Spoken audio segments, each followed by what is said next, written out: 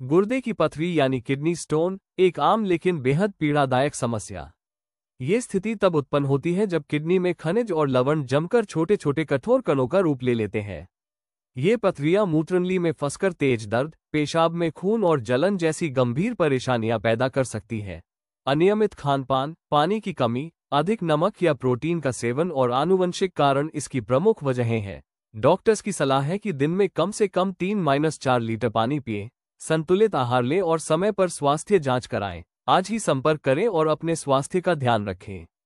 Kidney stone unit doctor Manoj Rathod, और आज ही संपर्क करें 9665415166 या आकर मिले Shri Sai Krupa hospital, city centre plaza, hotel Maniprabha के पास, वाशिम। नमस्कार, माझे नाव डॉक्टर मनोज पुंडलिकराव राठोड, वाशिम येथील रहिवासी आहे मी। माझं एज्युकेशन यूजी म्हणजे अंडर ग्रॅज्युएशन पुसद येथून झालेलं आहे, BAMS, आणि MD नागपूर श्री आयुर्वेद महाविद्यालयामधून झालेलं आहे। मागच्या 10 वर्षापासून वाशिम येथे श्रीकृपा हॉस्पिटल म्हणून आपलं कार्य चालू आहे आणि सुरळीत कार्य चालू आहे। आपल्या हॉस्पिटलमध्ये 24 तास भरतीची सुविधा आहे। म्हणजे नॉर्मल जे अस्थमॅटिक पेशंट, त्याच्यानंतर शुगर बीपीचे पेशंट, त्याच्यानंतर टायफॉइड, मलेरिया, डेंग्यू आणि अदर जे पण कोणते डिसीज आहेत त्यांचे ट्रीटमेंट करतो मी। स्पेशली म्हणजे विशेषतः किडनी स्टोन म्हणजे मूत्राशमरी ज्याला म्हणतो आपण, मूतखडा मराठी भाषेमध्ये आपण, आणि हिंदीमध्ये गुर्दे की पथरी असं म्हणतो आपण त्याला। त्या डिसीज मध्ये आपण चांगलं काम केलेलं आहे आतापर्यंत आणि 1200 ते 1300 पेशंट याच्यामध्ये आपण सक्सेसफुली ट्रीट केलेले आहेत, की ज्यांना विदाऊट ऑपरेशन, कोणत्याही प्रकारचं ऑपरेशन किंवा सर्जरी न करता फक्त प्युअर आयुर्वेदिक मेडिसिनने आपण ते रिलीज केलेले आहे।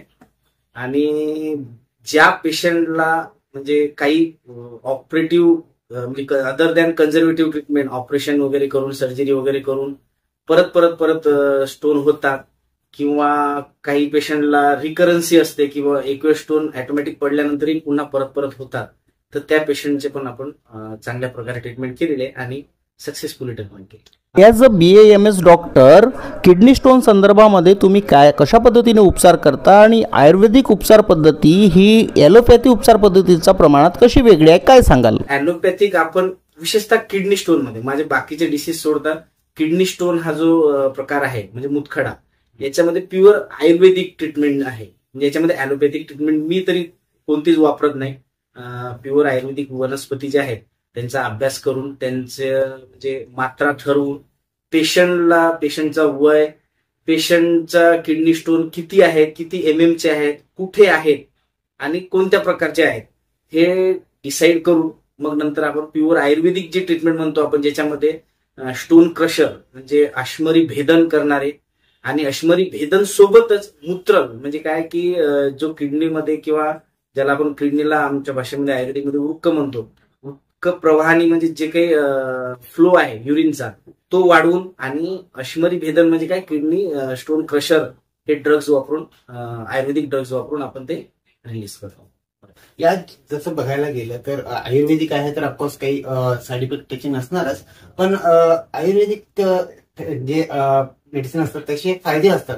याच्यानंतर फक्त किडनीवर स्टोनचं आपण ट्रीटमेंट करतो, पण त्याचे आणखी वेगवेगळे फायदे काय झालेले आहेत ना सर? बरेच फायदे झालेले आहेत त्याच्यामध्ये पेशंटला, की जसे की आता किडनी स्टोन हा फक्त म्हणजे 4 ठिकाणी राहू शकतो। एक तर किडनीमध्ये, त्याला आपण रिनल स्टोन म्हणतो, किडनीच्या खाली जे नळी येते युरेटर, त्याच्यामध्ये आपण युरेट्रिक स्टोन म्हणतो, आणि ब्लॅडर स्टोन आणि urethral stone at the end. तर या पद्धतीनुसार जेव्हा ऑब्स्ट्रक्टिव्ह असते म्हणजे जेव्हा युरेटरमध्ये स्टोन असतो, मोठ्या प्रमाणामध्ये असतो, म्हणजे त्या ऑब्स्ट्रक्शन करणारा स्टोन असतो, त्याच्यामुळे किडनीमध्ये जो आहे क्रिएटिनिनचं प्रमाण वाढते। तर क्रिएटिनिनचं प्रमाण वाढणे म्हणजे काय, त्याच्यामुळे किडनीवर प्रेशर येणे, त्याच्यामुळे त्याचा जो प्रमाण आहे तो वाढतो। 0.2 to 1.6 पर्यंत जो प्रमाण असतो तो वाढून जातो। जेव्हा युरेटरमध्ये असतो स्टोन तेव्हा हायड्रो युरेटर होते। हायड्रो युरेटर म्हणजे की युरेटरमध्ये जर हायड्रो म्हणजे काय पाणी, हे जर साचलं तर त्याला आपण हायड्रो युरेटर म्हणतो, तो पण याच्यामध्ये सॉल्व्ह होतो। क्रिएटिनिन पण कमी होऊ शकते याच्यामध्ये। त्याच्यानंतर जेव्हा ब्लॅडरमध्ये स्टोन असतो तर ब्लॅडरमध्ये जे काही सिस्टायटिस वगैरे सारखे जे इन्फेक्शन होतात, किंवा ब्लॅडरमध्ये रिटेन्शन ऑफ युरिन म्हणतो आपण ज्याला, की ब्लॅडरच्या एंडला जेव्हा युरेथ्राच्या एंडला जेव्हा स्टोन अटकून जातो तेव्हा युरिन पास होत नाही, तर ते पण याच्यामध्ये प्रॉब्लेम सॉल्व्ह होते. सिस्टायटिस हा जो इन्फेक्शनचा प्रकार आहे हा पण कमी होते. आणि युरेथ्रल म्हणजे काय की ऍट द एंड जेव्हा स्टोन अटकतो युरेथ्रामध्ये, तर त्याच्यामुळे जे एखाद्या वेळेस तिथे जखम होते आणि स्ट्रिक्चर वगैरे बसले जाते, तर तो पण याच्यामध्ये प्रॉब्लेम सॉल्व्ह होतो. म्हणजे चारी प्रमाणे म्हणजे युरिनरी सिस्टीम मध्ये जे 4 मेन पार्ट्स आहेत, किडनी, युरेटर, ब्लॅडर आणि युरेथ्रा, ते इथे होणाऱ्या चारही प्रकारचे जे हे आहेत प्रॉब्लेम्स आहेत ते पण सॉल्व्ह होतात. किडनी स्टोन संदर्भात मोठ्या प्रमाणात लोकांमध्ये भ्रामकता आहे. काही लोकांमध्ये ड्रिंक केल्याने किडनी स्टोन निघतो, तर काही लोक म्हणतात की आपोआपच किडनी स्टोन निघतो. रोड साईडला विकण्यात जाणाऱ्या जडीबुटीनेही किडनी स्टोन निघतो. अशा पद्धतीच्या भ्रामकता आहे, काय सांगाल? सर असं जर असतं ना सर की नुसतं अल्कोहोल जे आहे ते घेतल्यानेच जर समजा स्टोन पडला असता, तर आजकाल म्हणजे मग डॉक्टरांची ट्रीटमेंट किंवा प्रॅक्टिस बंद करून त्याच गोष्टीच्या मागे लागले असते. जसं की तुम्ही म्हटले किंवा बियर वगैरे पिणे, तर हे असं काही नाही. बियर पिणे ही संकल्पना किंवा अल्कोहोल जे आहे कन्झम्पशन, ही संकल्पना वेगळी होती सर. थ्रोट जे आहे, थ्रस्ट ज्याला म्हणतो आपण, तहान लागणे किंवा त्याच्यामुळे जे पाणी पिण्याची क्षमता वाढत होती, त्याच्यामुळे काय की फक्त बॅक्टेरियल इन्फेक्शन जे आहे युरिनमध्ये, जे UTI म्हणतो आपण, युरिनरी ट्रॅक इन्फेक्शन, ते क्लिअर होत होतं. पण मला काही ते म्हणजे योग्य वाटत नाही किंवा म्हणजे त्याच्यामुळे होणारे साईड इफेक्ट पण आपल्याला माहित आहे. आता डे टू डे लाईफ मध्ये आपल्याला लक्षात येते की पेशंट असते किंवा नसते तरी ती सवय लागून जाते किंवा पडल्यानंतर मग ते सवयी चालूच राहतात, त्याच्यामुळे वेगवेगळे प्रकार होतात, हे पण आपल्याला माहित आहे. ही तर एक गोष्ट मी तर चुकीचीच मानतो की त्यांना काही होणार नाही. दुसरी गोष्ट जे आपण म्हणतो की आपण आता हे असं म्हणजे म्हणण्यासारखं नाही आहे, पण बरेच गावठी औषध घेतात किंवा काहीतरी कोणीतरी देते काही वेगवेगळ्या प्रकारचे मटेरियल्स, तर ती जे थेरपी आहे ती माझ्या तरी मते सिंगल डोस थेरपी ज्याला म्हणतो आपण किंवा सिंगल ड्रग्स थेरपी, तर ती लागू पडत नाही. जसं की आता एखादा व्हायरल फिवर जर झालेला असला तर त्याच्यामध्ये फक्त आपण एक ड्रग्स देत नाही, त्याच्यासोबत अँटीबायोटिक, अँटासिड, मल्टीव्हिटॅमिन किंवा अँटीहिस्टॅमिनिक किंवा अँटीपायरेटिक, पेन किलर असे वेगवेगळे ग्रुप्स बनवून आपण त्यांना तो डोस ठरवतो. तसं माझ्या ट्रीटमेंटचा एक पार्ट आहे की ज्याच्यामध्ये मागून जो स्टोन झालेला आहे, आता स्टोन वेगवेगळ्या प्रकारचे असतात, calcium oxalate, uric acid, urea, protein, cystine, magnesium, potassium असे वेगवेगळे असतात. तर तो जो मटेरियल किंवा मिनरल जे आहे तो तिथं चिपकून न देणे, त्याच्यानंतर ऍट प्रेझेंट जो स्टोन आहे तो स्टोन क्रश करण्याचा प्रयत्न करणे, म्हणजे ती पण औषधी आपण त्याच्यामध्ये युज करतो. जर क्रश नसेल होत तर डिसॉल्व्ह करण्याची औषधी युज करतो. आणि जसे की आता मेनली आता तुम्ही इथपर्यंत माझ्याकडे आलेले आहेत किंवा विदाऊट ऑपरेशन किंवा विदाऊट सर्जरी आपण हे स्टोन पाडलेले, मी तुम्हाला दाखवलेले पण आहेत स्टोन, आणि पेशंटचे बाकायदा त्याच्यावर नाव आहे, सगळं आहे. तर जर समजा स्टोन रिलीज होत आहे तर तो ऑटोमॅटिक बाजूला बाहेर पडणार नाही, तो ट्रॅक मधूनच खाली येईल, तर पेन होणार. तर ते पेन किलर आयुर्वेदिक औषधी जी आहे ती पण आपण त्याच्यामध्ये टाकलेली आहे. ज्या स्टोन पासून जसे मी आता पहिले सांगितले किंवा UTI, सिस्टायटिस किंवा क्रिएटिनिन वाढणं, हे जे बाकीचे जे सिम्पटम्स आहेत हे कमी करण्यासाठी पण आपण त्याच्यामध्ये औषधी युज केले आहे. आणि मेनली मला असं वाटतं किंवा मी जे काही त्याच्यामध्ये युज करत आहे की जसं की जी जागा आहे ती पर्टिक्युलर जागा भरून येणे, म्हणजे रिकरन्सी न होऊ देणे, ही पण गोष्ट आपण त्याच्यामध्ये युज करतो. तर बियर वगैरे किंवा हे जे गावठी वगैरे औषधी आपण जे म्हणत आहे, तर मला तर योग्य वाटत नाही. सर, आपण मागील 10 वर्षापासून स्पेशली फॉर किडनीसाठी आपण वर्क करता आहात.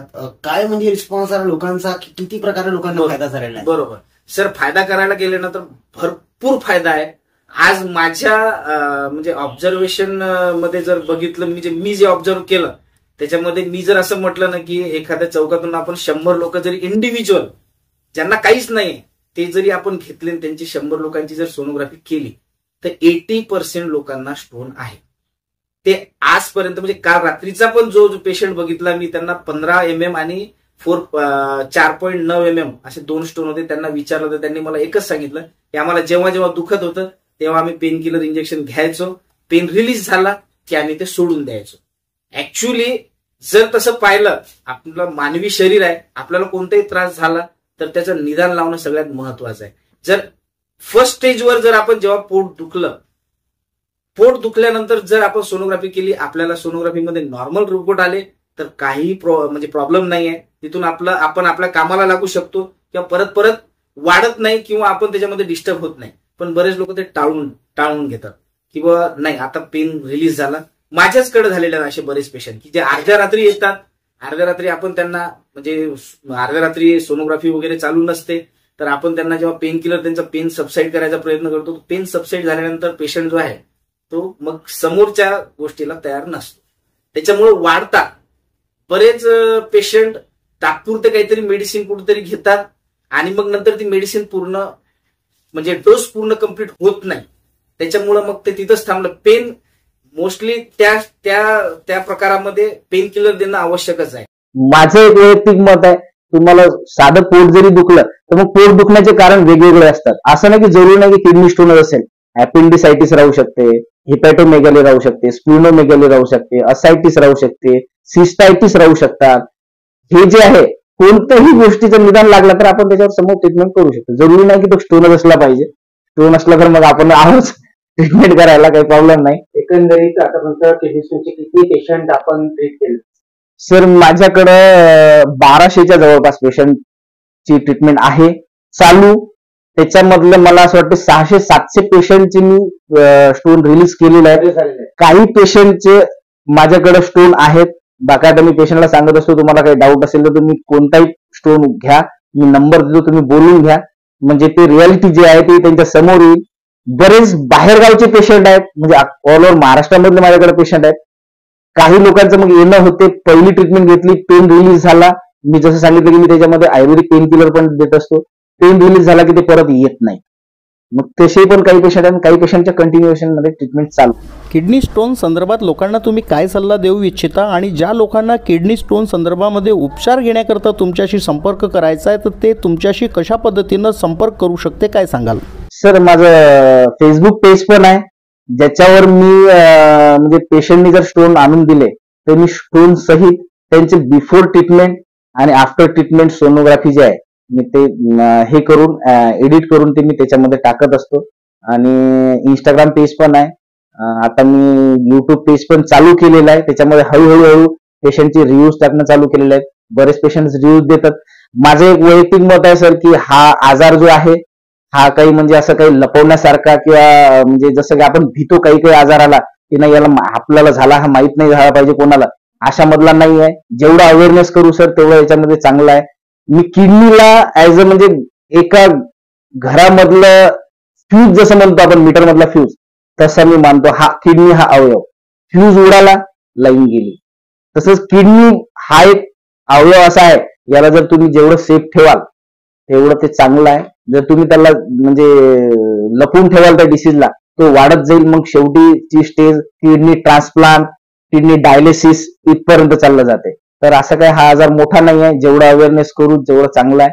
तर युट्यूबवर पण माझे ते मी रिव्ह्यूज टाकलेले आहेत. फेसबुक पेजवर मी माझे सगळं ते रिपोर्ट्स टाकलेले आहेत.